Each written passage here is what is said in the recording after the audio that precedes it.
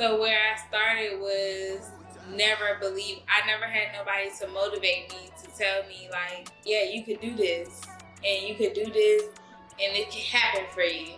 That never happened. Kingdom building. I'm reaching out to my community, yes, and I am the goddess of favor to each one of you and bringing it straight to your doorstep. So what's happening is Goddess of Favor. We're back with Kingdom Building.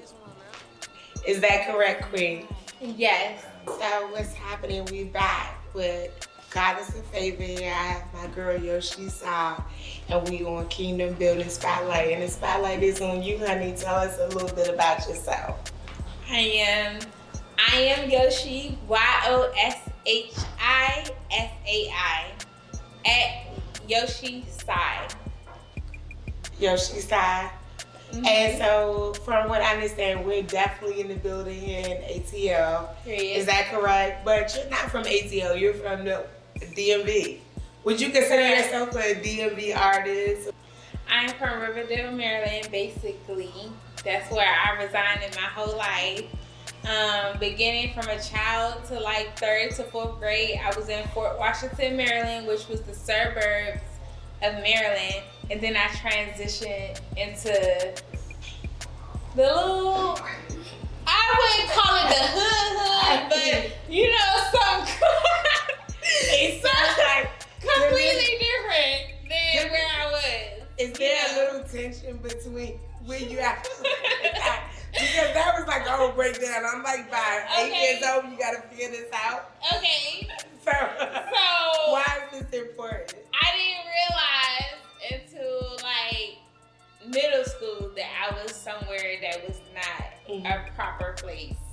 Let's put it like that. Basically, when my parents got divorced when I was in 3rd grade, I transitioned to Riverdale, Maryland. I say like the projects, because it wasn't the projects at all, because I was living on the other side of town that was like across the bridge. So basically 2 minutes away, if I walked down the street, I would go across the street and then be in the hood. Dangerous to cross as a Marylander? Yeah, I used to get in trouble for crossing, but I used to want to go visit the candy lady, so I had to cross. I'm going to tell you a story, right? And I can relate with this. We grew up in Forestville, and we were very tight on that line. And if you didn't cross that line, it's like you didn't represent anything. It was like hard to be a PG person. Right. You had to like kind of show your strength. Right. You couldn't just cross the DC line and be like, I'm from PG, and it would be okay. Right, and that's how I feel with me. Travel over to, you know, you've been here in Atlanta, because I would think that if you come from such a competitive, I would say that it built me up. It built me up to be able to transition to another place that's not what I'm familiar with. And is this one you imagine? Is it something that you manifest? Or are you just built for it? You supposed to win because what you've been through? Or is it something that you dream and you chase? I would say that I definitely manifested it, because I was only 19 years old with the 1-year-old moving here with nothing. I had $300 when I moved here, and I stayed in a hotel from an unfamiliar place that I had no clue about in Georgia for 3 months before I had my first place. Now, the only reason that made me move here is the fact that I went online and seen that it was apartments for $530. Financially, was it expensive to live there in Prince George's County? Hell yeah. So what was your rent like there? $1,400 to $1,500 for a 1-bedroom. And at this time, you had one child. One child. How old was you when you had your first child? I was 18 when I had my first child. And what was that like? Horrible. But a blessing at the same time, because that's the only reason why I decided to transition to somewhere different. I decided to transition to something different because I knew what it was like growing up where I was, and I wanted to have something that I can imagine for a child that I could never imagine having. But then when I did, you know, I wanted to see a better life for that person more than myself. So that was just God just showing me, like, you know what, I'm gonna give you this, and it might not be the time that you want, but when I do it, it's gonna change your entire life. Like, so you've been on this spaceship and you've just been racing through time. Yeah. But for those of us that's looking on the outside, there is a process. So could you tell me what your childhood looked like to you? My childhood, to me, was confusing and in and out. It was definitely what motivated me to be who I am today. And it definitely made me just rethink a lot of things, because I feel like my parents could have been better. Only because I have kids now. So my kids now make me feel like, damn, what the hell was y'all not doing that, you know? Because I can imagine putting my kids through things that my parents put me through. So where I started was I never had nobody to motivate me, to tell me, like, you know, anything I ever dreamed of. They never told me, like, oh yeah, you could do this, and you could do this, and it can happen for you. That never happened. Does that come from God, or is there I feel like someone it did. that stepped in? I feel like it did come from God, because how the hell else did I even push the way I did? Like, I dropped out of high school in 12th grade, and I went back and completed everything with the GED. I never got to get my diploma. I never got to go to prom, do none of the things, because I chose to have a child in my last year of high school. So choice is a big word. I heard you. That's what I'm telling you. Like, you're such a smart individual, and I feel like it's so many of us who see you every day, and you're just so beautiful. So when you say that I chose, like, I chose to be a mother. Because everything in life is a choice. Like, it's not that we forced to do anything. Nobody's ever forced, unless you at gunpoint. You're never forced to do nothing. So everything that we decide in life, no matter if we conscious or unconscious doing it, is our choice. And at that time, that was just my choice. I decided, like. And how old was you again? I was 18. So at 18, you just said, I'm going to put this cloak on. And it's a beautiful cloak. It kept me alive, for sure. I believe for a lot of us. I felt like I was dead to my soul. You know, like, literally. I want to tell you this. And as a mother at 16, I had my first child. Right. And so I definitely understand. And at that point, it's kind of like who you are right now, right? You have to just put the coat on and wear it, or you put your crown on and you wear it. Right. So how did that change your life coming into motherhood? And then tell me, because you said that this is your drive, this is wealth, this is what it looks like. I come here, I'm this person because I'm striving to store up something else, and this is what wealth looks like. So tell me what it looked like as a mother at 18. As a mother, I just feel like I don't want my child to feel like how I feel, because I knew how I felt, and it was so many times where, like, I was really close. Like, I don't even talk this deep about stuff, but I was, like, really close to, like, taking my own life, like, a good 3 times. And what other things? So then there was more. At that time, it just felt like everybody was against me. I had 5 siblings, and, well, I had more than 5 siblings, but as far as my mother giving birth, I have 5 siblings, and I'm the only girl out of 5 siblings. So I felt like, damn, everybody's against me, because I was always the middle child. I always feel like the black sheep. Like I said, even when I got pregnant and before then, you know, I never got to experience the life that a regular child could experience, like just having fun and being a child.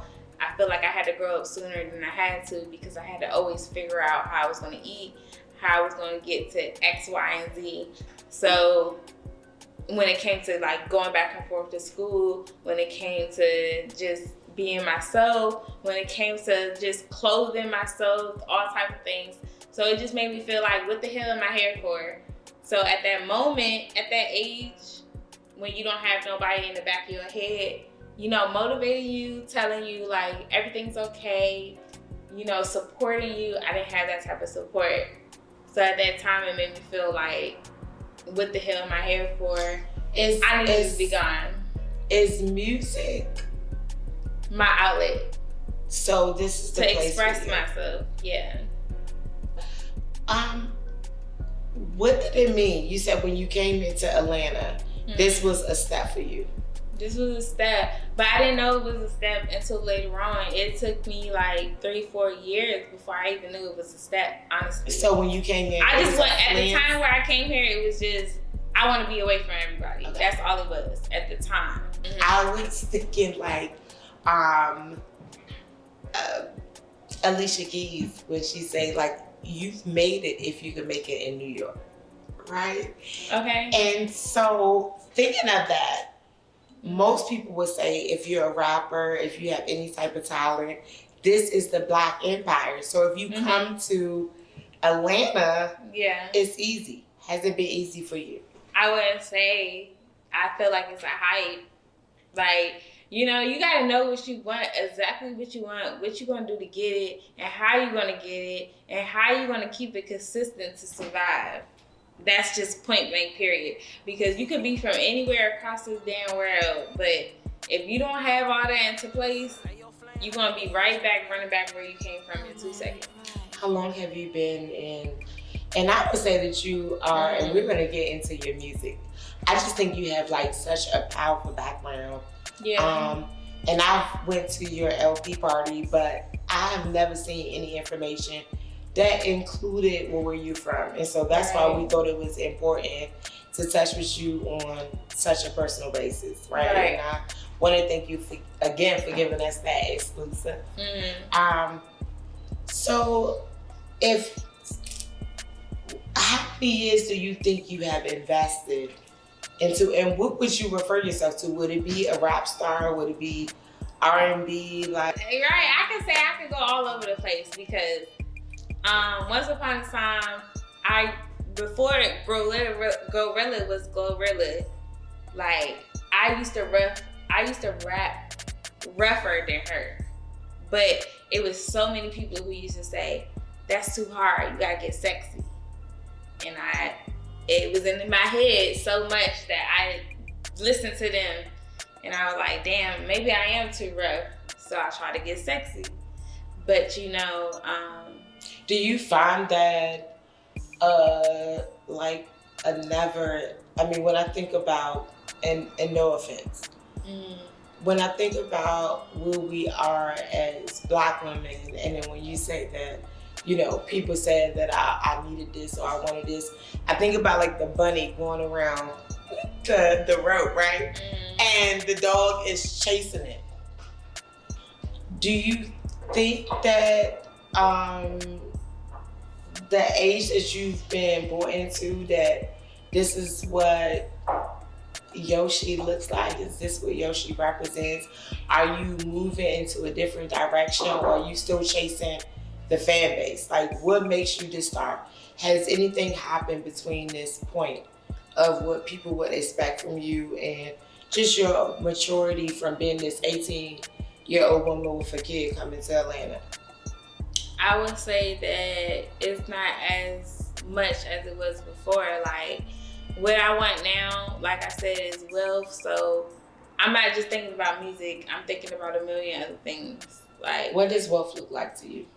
Wealth look like leaving your family generational things like a house, life insurance. It's so millions, billions of people who ain't fathom paying monthly for some life insurance, okay?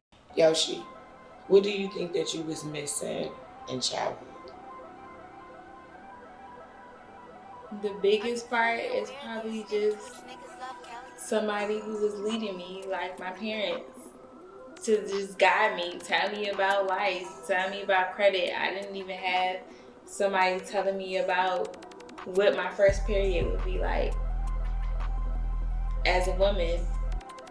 Just to have women empowerment and to show me, you know, your first boyfriend gonna be like this. Your first boyfriend gonna break your heart. You know, them type of situation. I ain't never had that a day in my life. You know what? I think a lot of us can relate to that.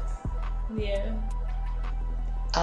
And when you think about where we've been as a people and the separation and things like that, a lot of women just had to come and do things. So a lot of mothers were out taking care of the bills and not able to do it.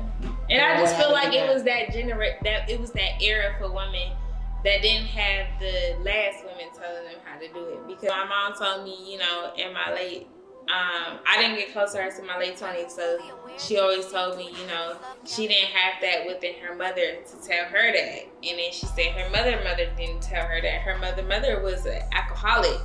She said she used to make my mom at 3 in the morning at 9, 10 years old, sit on the counter in the kitchen and tell her how much her daddy was in shit. And her daddy my mom's father got murdered when she was 9 years old. So she really never got to know her dad. Just a rolling way of knowing with each generation how to become moms. And so what is a mom to you today?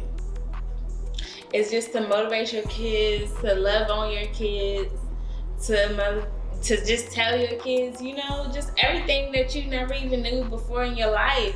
For your kids to never look at you as the enemy, but to look at you as the protector and the lover. And you know what? When you say that, when I see you, you had a motivational spirit. When we first linked up, I had the chance to go to your OP party. Let me tell you, like Gabby was like, "Why was you dancing like somebody grandma?" And I was like, "Okay, I really enjoyed myself, and it was a good time." There's 3 top favorites of mine. Okay. The first one is going to be pressure. Yeah. That is my thing, and I think everybody can actually relate in some way. Yeah. There was a lot of things that was happening for us civilly, and so tell me about that project. That project was really random because at the time I didn't think it was gonna be at the place of where the world was gonna be.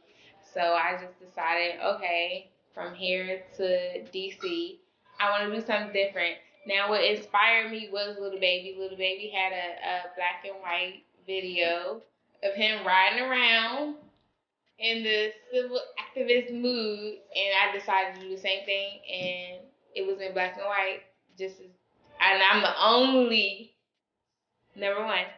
female who did what he did, but I did it in front of the White House. Okay, and what did that project feel like to you? Amazing. Because I know we talked about like you just being a mom and things like that, and I'm just generating that back home. You're not just like an artist. These things that you've been through and how you see your village or your community, you acted out and you're doing these things.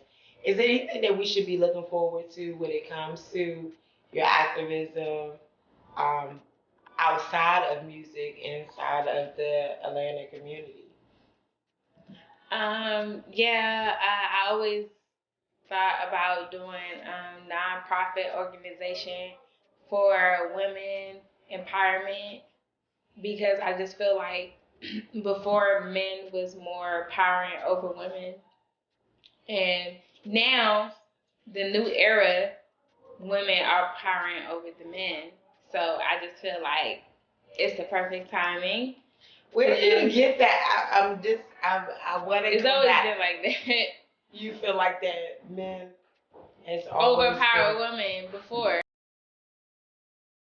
I just want overpowering. I mean, like even if with me being an artist.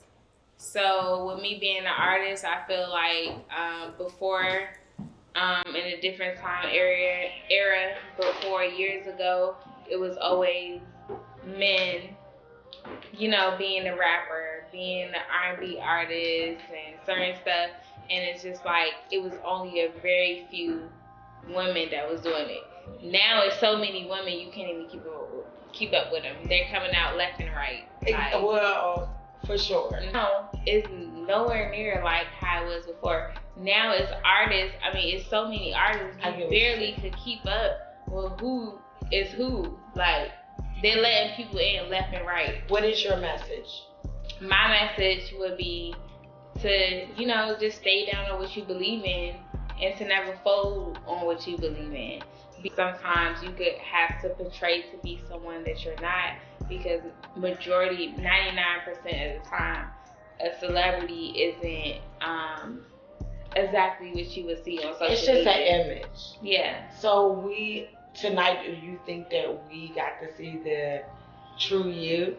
Like, people got to see a different aspect of you than they would normally see just behind your music. Yeah, and just got to know that no amount of money could change, or no amount of situation, not even the money part, but just no amount of situation could change who you really are, unless you are an authentic ass person. If you are true to yourself and you are really that authentic person, then nothing could ever change like who you truly are. But a lot of contracts could change who you are. Wrap up in 10 words who you are.